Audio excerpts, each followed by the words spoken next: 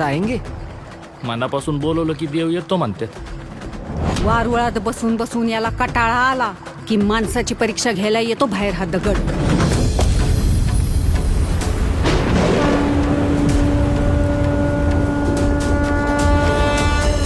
आज मला शोधत फिरण्याची वेळ तुझ्यासारख्या नास्तिक बाईवर कशी काय आली?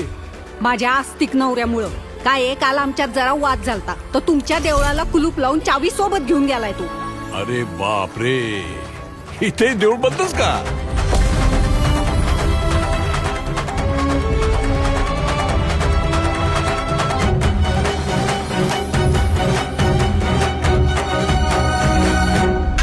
अगे नास्तिके, प्रत्येक युगात तुझ्यासारखे कित्येक रावण आणि कित्येक दुर्योधन पाहिलेत मी. देवाची परीक्षा पाहणारे. लिहून देते. कधी शेतकरी नसल पाहिला.